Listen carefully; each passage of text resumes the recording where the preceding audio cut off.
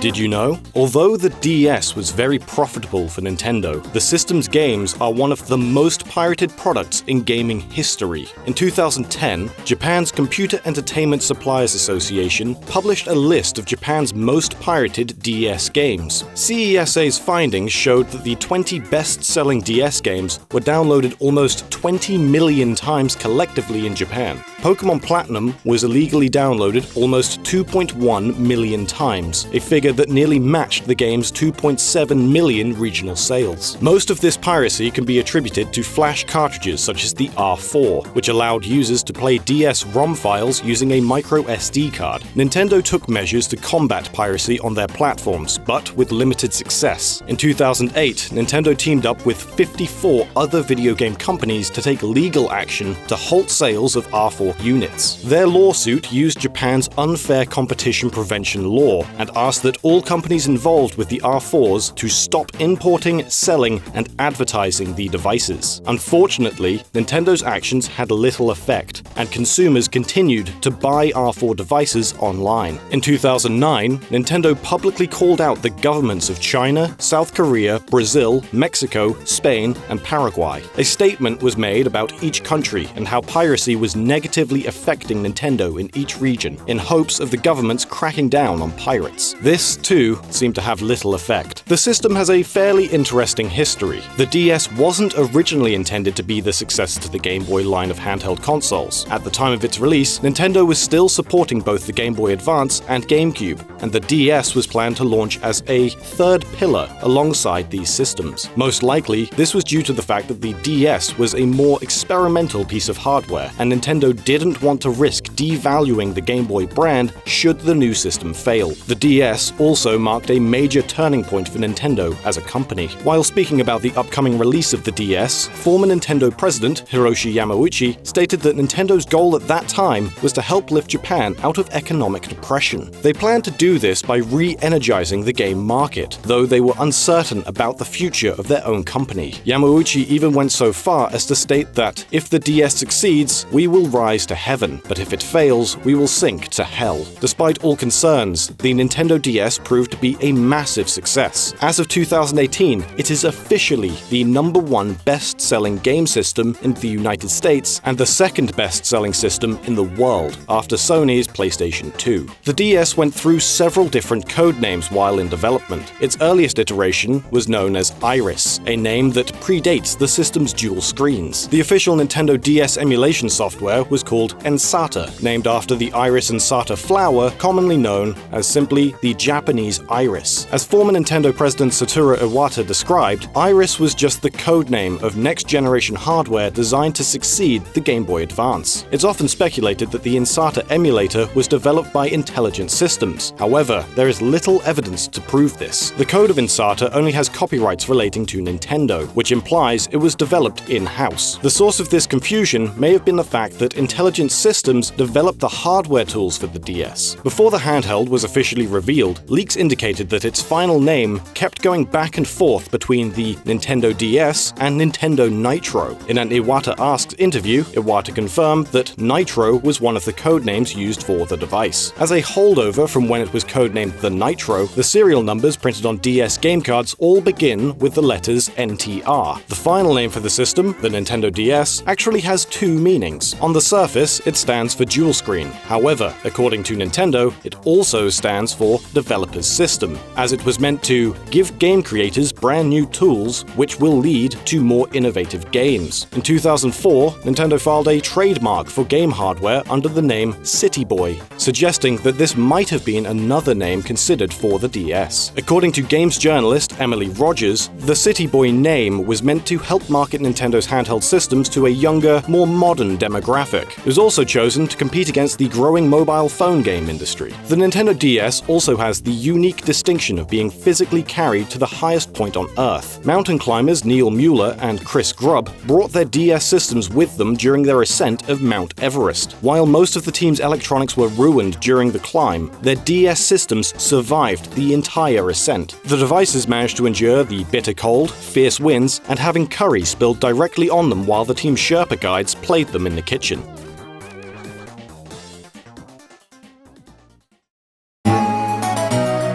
A large part of the DS's international appeal was its lack of region locking, as all DS systems can play any game from any region. The only exception to this is the Chinese version, known as the iQDS. This version of the DS can still play games from any region, but games released specifically for the iQDS are region locked and cannot be played on regular DS systems. Attempting to do so will simply trigger a message that says, "Only for iQDS." Oddly, this region locking only functions on the original DS, as all versions of the DSi and 3DS can play iQDS games without issue. Only 6 games were released for the iQDS: Super Mario 64 DS, New Super Mario Bros., Yoshi Touch and Go, WarioWare Touched, Polarium, and a version of Nintendogs that came pre-installed on the upgraded iQDSi. Another region-specific quirk can be found while setting up the DS's Wi-Fi connection settings. Japanese DS systems have an option to connect to the internet using a portable Wi-Fi router. Because these routers are used almost exclusively in Japan, the option to use it was removed internationally. However, there is a workaround for users to access the option outside of Japan. In order to do so, the user has to specifically calibrate the touchscreen incorrectly by touching the bottom right corner of the screen when asked to touch the middle. While on the Wi-Fi setup menu, this option can then be accessed by touching the very top left corner of the touchscreen. This is still possible to do even in the 3DS's version of the menu. The Nintendo Wi-Fi connection instruction booklet included with the DS also contains an interesting secret. One page of the booklet explains the steps to input a WEP key in order to connect to a wireless router. In the example picture, the code used for the WEP key is 8675309. This is a reference to the 1981 pop song 8675309 Jenny by Tommy Two-Tone. This isn't the only Easter egg for the DS system. If the player starts up their DS on their birthday, the boot up sound will have a slightly higher pitch. And if they continue into the PictoChat application and go to a room, they will receive a happy birthday message. Although having multiple brightness levels was an advertised feature of the DS Lite, later shipments of the original DS actually had support for multiple brightness levels as well. However, there was no way to actually take advantage of it outside of homebrew applications. The DS and DS Lite eventually received a significant hardware overhaul in the form of the DSi, which included new features such as cameras and SD card support. The system's name was inspired by the Nintendo Wii, with the single I meant to convey individuality and emphasize the idea of players personalizing their own systems. The sound editor was included as a last-second addition at the insistence of Shigeru Miyamoto, which actually contains an interesting Easter egg. While on the sound selection menu, if the player highlights one of their recorded sounds and waits for about a minute, the sound editor will start playing a rendition of the Super Mario Bros. Theme, composed from the highlighted sound.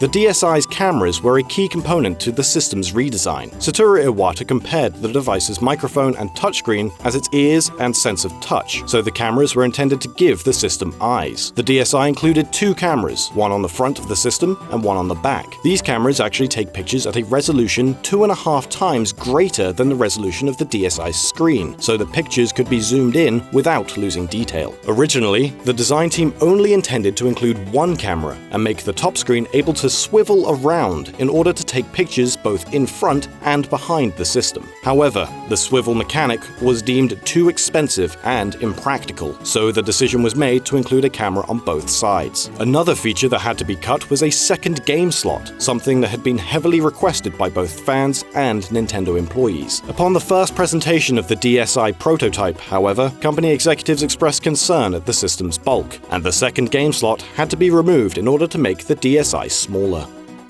Did you also know that the Game Boy Advance was planned to have internet access? Or that the Advance was designed by a Frenchman? For more facts, check out our video on the Game Boy Advance.